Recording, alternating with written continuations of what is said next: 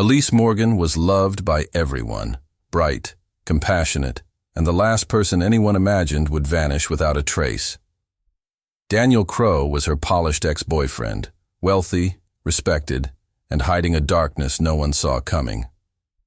When Elise disappeared one quiet morning, their names became forever linked in a chilling true crime mystery that exposed a terrifying web of secrets, surveillance, and serial deception.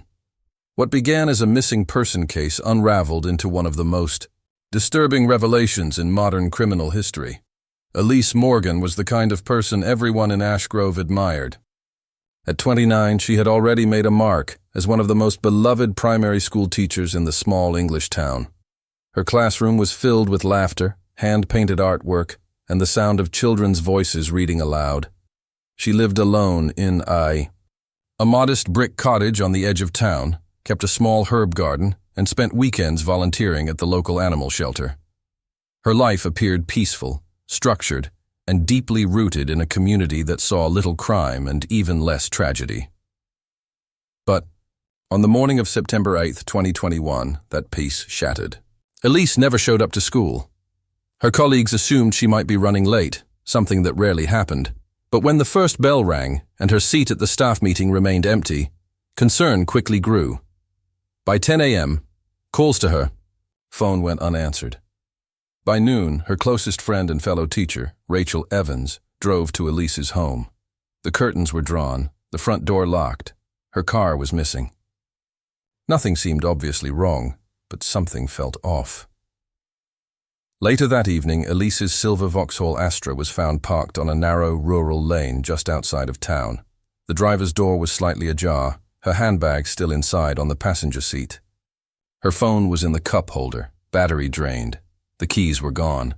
There were no signs of a struggle, no broken glass, no footprints, no blood. For a moment, police hoped she might have wandered off, perhaps confused or ill. But when dogs, brought in for the search, picked up her scent only briefly before losing it in the middle of the road, it became clear. Elise hadn't left on her own. Ash Grove transformed overnight. A town that once boasted only the occasional petty theft now buzzed with police vehicles, news crews, and terrified residents. Volunteers formed search parties, combing the woods and fields that surrounded the area. Drones flew overhead. Divers were brought in to search the shallow river nearby. Nothing surfaced. Elise had simply vanished.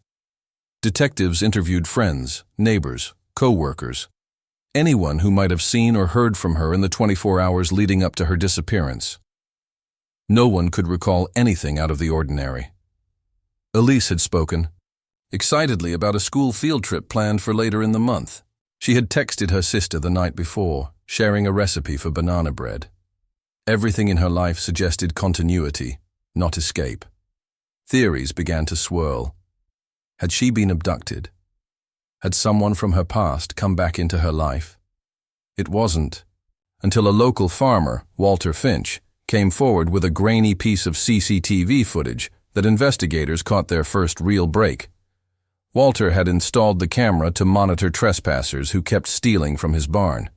On the morning of Elise's disappearance, his camera captured her car pulling over on the road adjacent to his property at exactly 7:15 a.m. She sat there for about 30 seconds before another vehicle appeared, a black van with no visible license plate. It pulled up behind her. Then the video glitched. Investigators studied the footage for hours, enhancing the images as best they could. The van was unfamiliar, unregistered, and had likely been intentionally altered to avoid identification. The positioning of both vehicles raised immediate concerns. Why had Elise pulled over?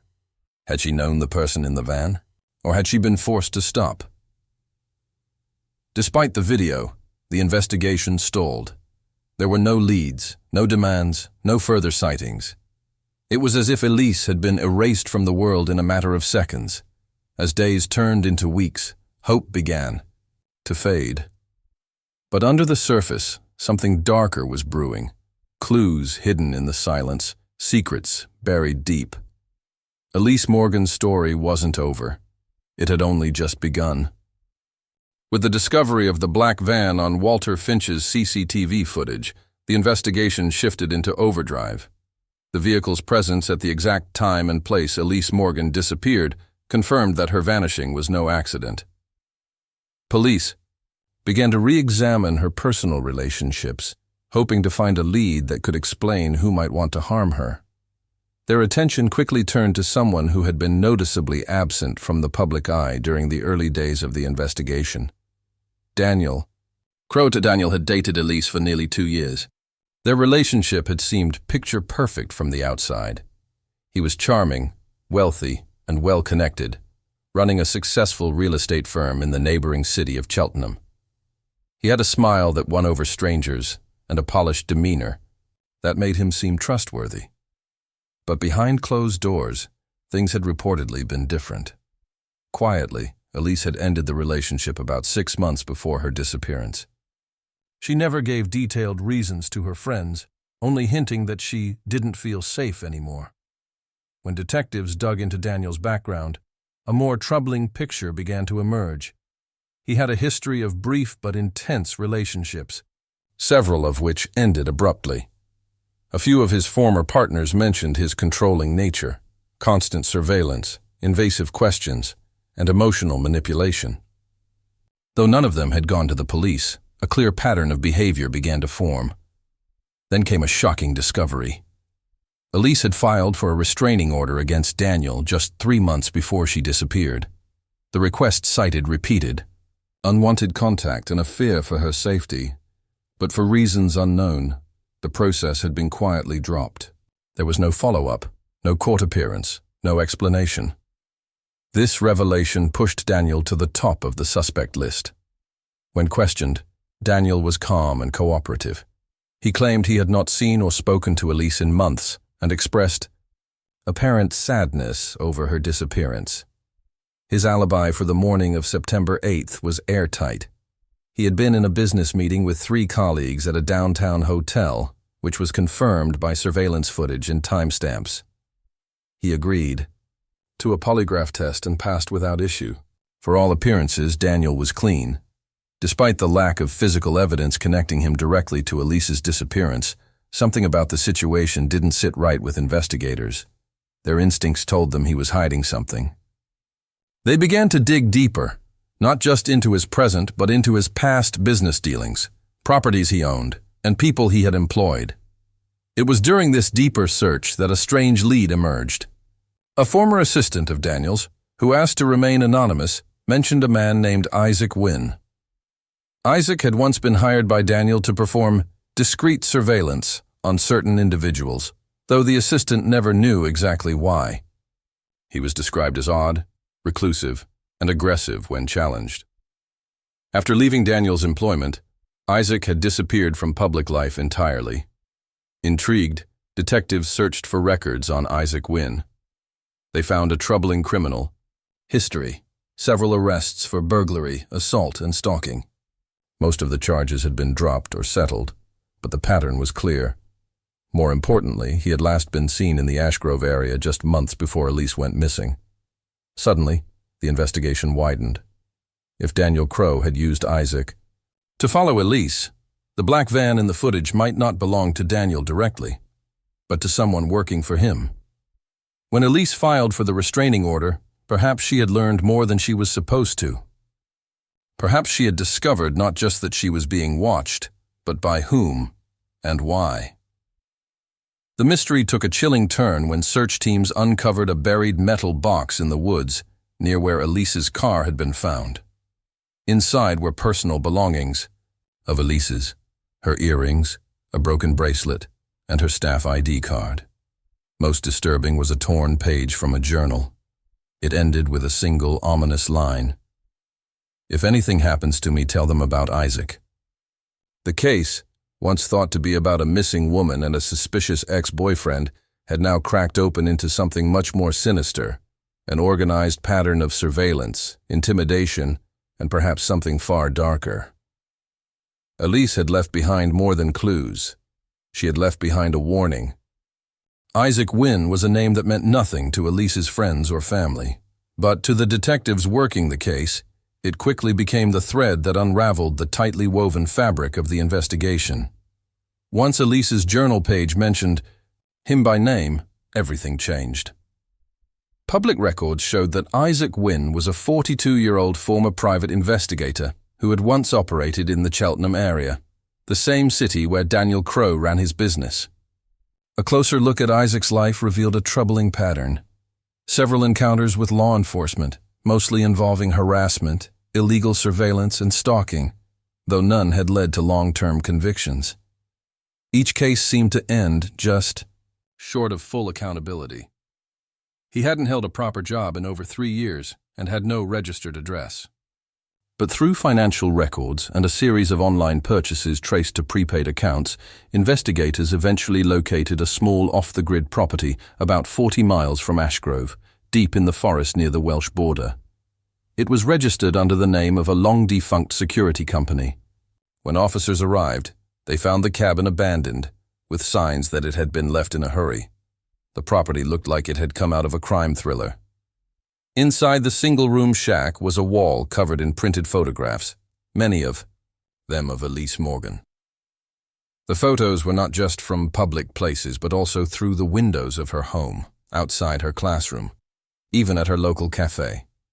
There were detailed maps, marked with her routines, where she jogged, when she left work, the route she took to her sister's house. It was clear Elise had been watched for months, and she wasn't the only one. Tucked in a drawer were similar maps and images of other women, 5 in total, none of whom were connected to each other except through proximity to Daniel Crowe's business dealings. Even more chilling was what detectives found in the cellar beneath the cabin. In the dim light, they uncovered a makeshift holding space, ropes, a mattress, and traces of blood on the walls. A single piece of Elise's clothing was discovered stuffed behind a loose plank, later confirmed by forensic analysis. DNA swabs taken from various surfaces confirmed Elise had been there. At this point, police issued a national warrant for Isaac Wynne. Airports, train stations, and border crossings were alerted. His face was plastered across news reports and social media. People were warned to stay alert, especially women in the surrounding counties.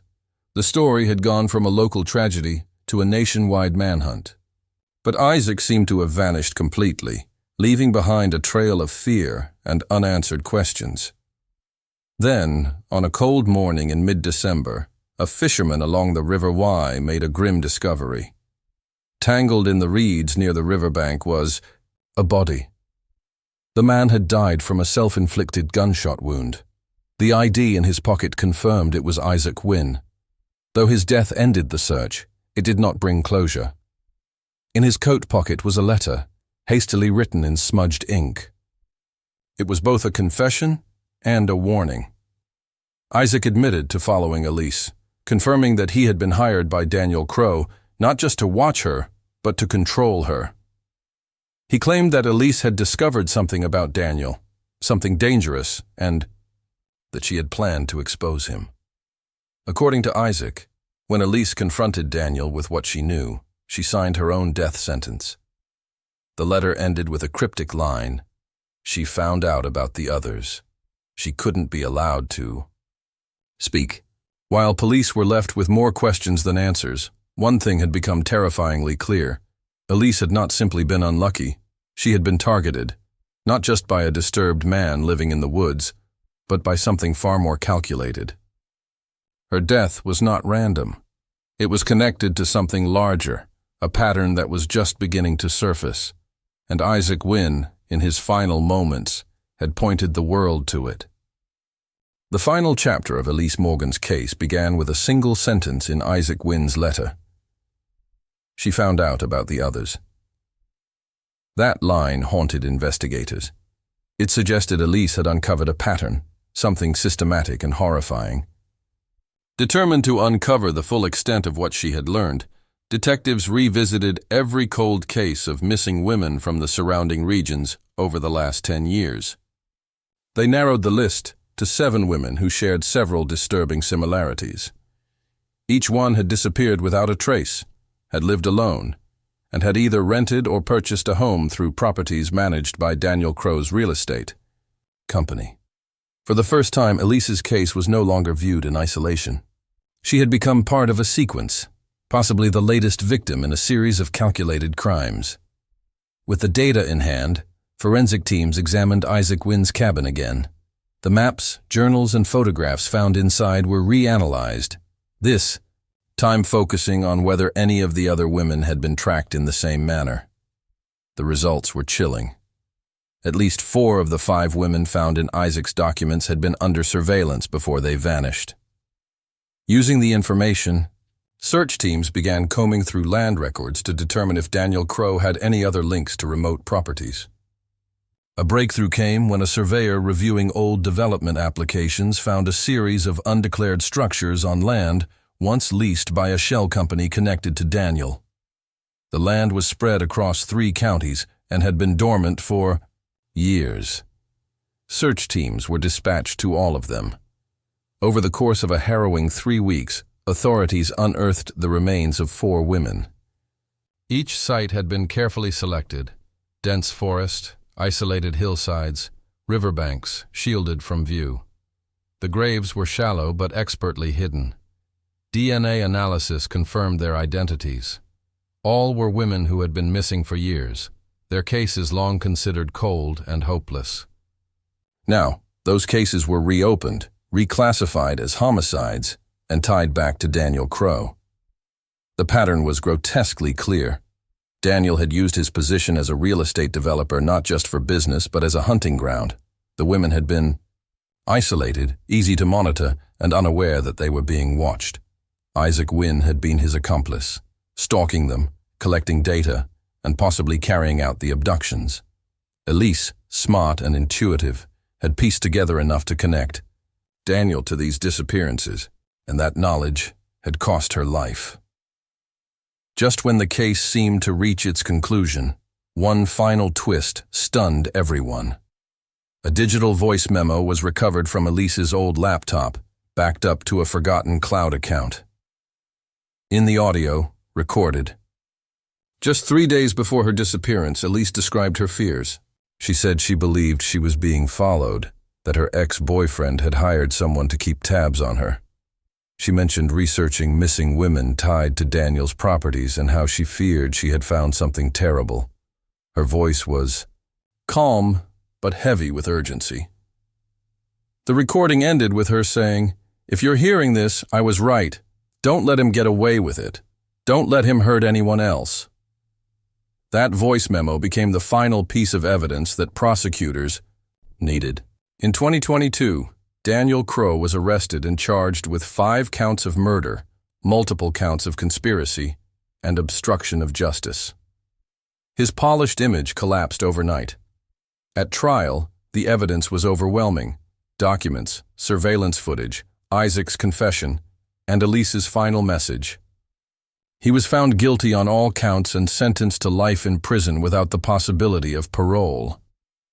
Elise Morgan's death had been a tragedy that shook the world. But her bravery, her determination to speak out, to investigate, and to leave behind a record had exposed a monster and brought justice to victims long forgotten. Her story, though heartbreaking, became a legacy of courage. She wasn't just a victim, she was the reason the truth came to light.